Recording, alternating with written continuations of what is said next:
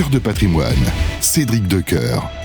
On vous accompagne ce matin, comme chaque mercredi, dans le monde de votre patrimoine, c'est Cœur de patrimoine. Et on va tenter de vous donner, ce matin, une envie ou une idée d'investissement.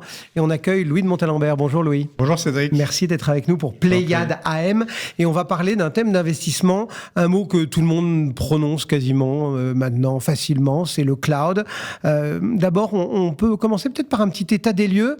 De quoi on parle quand on parle de cloud et qu'on se dit thème d'investissement, c'est-à-dire c'est Apple et son iCloud, c'est Amazon et AWS, c'est quoi exactement? Alors le cloud, c'est avant tout une infrastructure. Donc quand on parle du cloud, les gens pensent à l'infrastructure et c'est une infrastructure qui est dominée par 3 acteurs. Parce qu'à l'origine, en fait, le cloud, ce sont des grands acteurs d'Internet qui ont développé un réseau de data centers dans le monde avec une couche opérative pour leurs propres opérations. Et en 2010, ils ont ouvert ça à des acteurs tiers. Mais donc, à l'origine, si vous regardez que l'infrastructure, il y a 3 acteurs qui ont 70% du marché. C'est Azure avec Microsoft, Google Cloud et évidemment AWS de Amazon. Donc, c'est pas là qu'on a la thèse d'investissement puisque ça sont des entreprises protéiformes.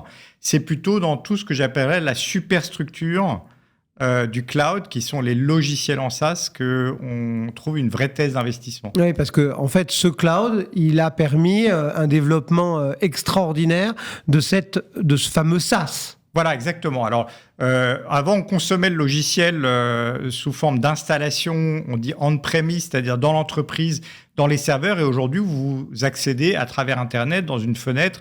En fait, l'ancêtre, c'est Salesforce. Tout le monde connaît ce type de logiciel qu'on utilise aujourd'hui directement sur le net de à peu près n'importe où. Et donc, il y a eu ce développement exponentiel de l'industrie du logiciel. D'abord, une transformation des acteurs existants et puis la naissance d'acteurs cloud native et surtout l'invasion du logiciel dans des interstices de l'économie où il n'était pas présent. L'exemple le plus simple, c'est peut-être DocuSign que vous connaissez. Enfin, plus personne ne signe un document papier, sauf quand c'est une banque qui vous envoie ça. Mais de manière générale, on ne signe plus de documents papier, on fait DocuSign. En fait, ça a permis au logiciel vraiment de s'insinuer absolument partout et ça permet par exemple à une entreprise comme Stellantis, qui fait des voitures, de dire qu'à l'horizon 2030, elle fera 20 milliards de chiffre d'affaires par le logiciel. Et donc, comment est-ce qu'elle peut faire 20 milliards d'euros de chiffre d'affaires récurrent en logiciel? C'est grâce au cloud. Mais ça va jusqu'à une entreprise américaine qui n'est pas cotée, celle-ci, mais qui fait déjà près de 200 millions de revenus récurrents, qui s'appelle Sense, qui est le cloud pour les lavomatiques. On ne peut pas imaginer plus loin de la technologie quand on parle du cloud des lavomatiques. Et pour autant, quand vous branchez sur le cloud une machine à laver, ça permet à l'opérateur de savoir où est-ce qu'il en est de ses maintenances prédictives, où est-ce qu'il en est de ses consommables, de fournir un moyen de paiement à ses clients. On n'est plus dans la piécette, on est dans la fente. De fournir une app à ses clients qui peuvent retenir un lave-linge, savoir où est-ce qu'ils en sont du cycle de lavage, alimenter sa comptabilité. En fait, le cloud permet de digitaliser toutes sortes de business models. Et juste un dernier point, Sense que je viens de décrire, c'est Doctolib. Doctolib, c'est la même chose. Pour les praticiens de santé, automatiser les prises de rendez-vous, l'assurance maladie, etc. Ça veut dire que, je vais faire un petit peu le neuneu de service, mais ça veut dire que dès qu'il y a une app pour ça, c'est qu'on est dans ce cloud, dans ce SaaS, dans ce... Tout à fait. Alors moi, ce qui m'intéresse au premier chef, c'est vraiment le cloud B2B, parce qu'aujourd'hui... je le schématisais. Mais ça passe par là. Le cloud B2B, aujourd'hui, en fait, c'est une nouvelle vague de digitalisation des entreprises. On est à moins de 20% aujourd'hui de pénétration du cloud dans l'IT des entreprises au niveau mondial. Et donc, il y a des gains de productivité absolument faramineux parce que le cloud est de manière générale plus flexible, moins cher, propose plus de fonctionnalités que des applicatifs qu'on appelle legacy, c'est-à-dire à l'ancienne. Et donc, on est dans une pénétration attendue par Gartner qui devrait atteindre 36% à horizon 2030. Ça fait à peu près 17% de croissance par an de cette vague de digitalisation de l'entreprise. Est-ce qu'il n'y a pas un risque pour l'investisseur, entre guillemets, de voir certains se cacher, enfin faire du faux cloud, quoi. Enfin, vous voyez ce que je veux dire. C'est un peu comme certains ont dit qu'ils faisaient de l'ESG ou de l'ISR alors qu'ils en faisaient pas vraiment. Que on se souvient tous de la vague des .com où il suffisait de prendre n'importe quel projet, de lui coller .com pour que ça fasse des miracles en bourse. Il n'y a pas ce risque de voir une boîte dire bah si maintenant je suis dans le cloud et du coup alors ils peuvent toujours le décevoir dire, entre guillemets. Ils peuvent toujours le dire, mais enfin ça se mesure parce que le cloud c'est vraiment pour le client la capacité à accéder à un logiciel de n'importe où et donc on voit beaucoup d'acteurs dits legacy. Je pense à SAP qui est un géant du logiciel. Pour le coup, a une vraie stratégie de passer sur le cloud et ils sont presque à 50% de leur chiffre d'affaires. En fait, on le voit dans la récurrence du chiffre d'affaires. Ils sont presque à 50% sur le cloud, donc c'est une vraie réussite. En revanche, un Dassault Systèmes, c'est une part beaucoup plus infime de son chiffre d'affaires. Après, vous avez dans les gens qui se clament cloud, vous avez effectivement OVH Cloud.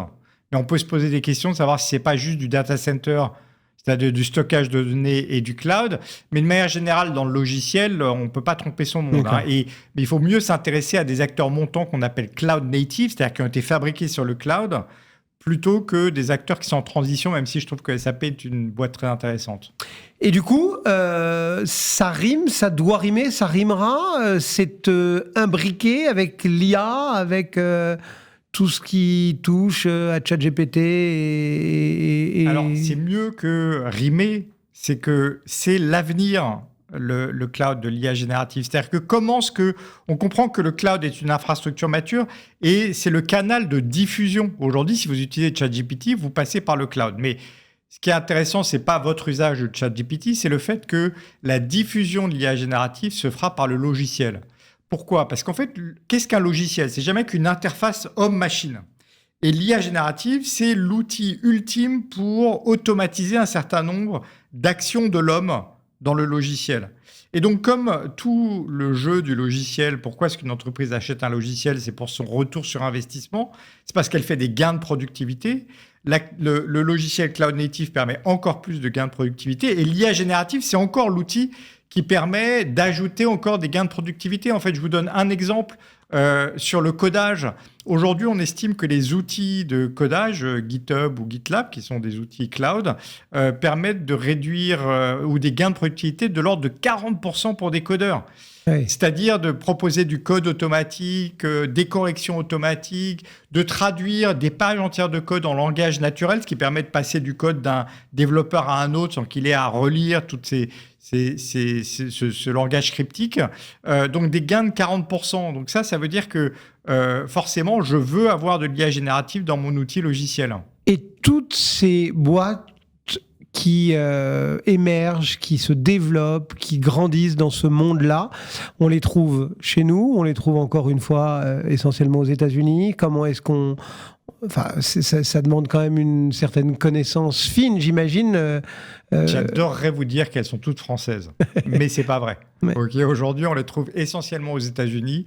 C'est là que vous avez d'abord eu les acteurs de l'infrastructure, vous avez des grands acteurs du logiciel. Alors, il y a des champions français qui se battent, mais un peu à la française. On a vu la cotation de Planisware. Planisware, c'est une boîte ultra rentable, mais qui fait que 150 millions de dollars de chiffre d'affaires et croit qu'à 18%. Les acteurs américains ont cette vraie culture de la conquête. Or, ce sont des marchés à conquérir. Je vous donne un exemple. Une entreprise française américaine qui s'appelle Snowflake, qui a été fondée par des Français aux États-Unis, faisait que 97 millions de dollars de chiffre d'affaires en 2018, a fait 2,8 milliards l'année dernière. Ils n'ont pas cherché à être rentables dès 150 millions. Ils ont cherché à conquérir 5 ans pour passer de presque 100 millions de dollars à 2,8 milliards. Donc c'est forcément là, dans la conquête de l'Ouest, les gens qui ont cette culture-là, qu'on trouve les entreprises les plus dynamiques. Donc, on fouille à Wall Street, on fouille dans le Nasdaq. Ouais. Alors, c'est une thématique qui a été un peu délaissée en début d'année parce qu'on est dans l'instant hardware de l'IA générative. Aujourd'hui, c'est l'IA générative qui capte toute la lumière et donc tous les flux c'est les semi-conducteurs qui captent tout le flux sur l'IA générative.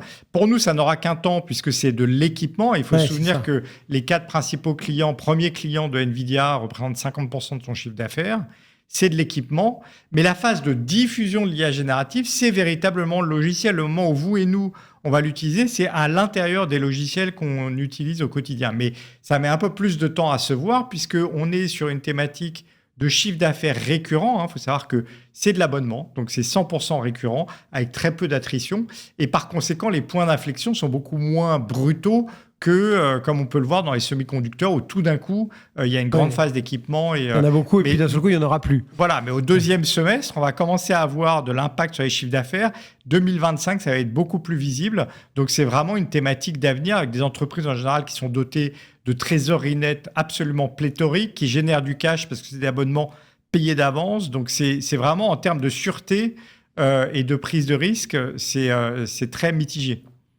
Eh bien voilà, une idée peut-être pour booster vos investissements dans ce monde action. Merci beaucoup Louis de nous avoir fait voyager un petit peu dans ce cloud en nous initiant au bon sens du terme sur ces quelques données qui sont parfois un petit peu loin effectivement de notre monde commun. Merci et à très bientôt. Je vous en prie. Sur Radio Patrimoine. Cœur de patrimoine, Cédric Decoeur.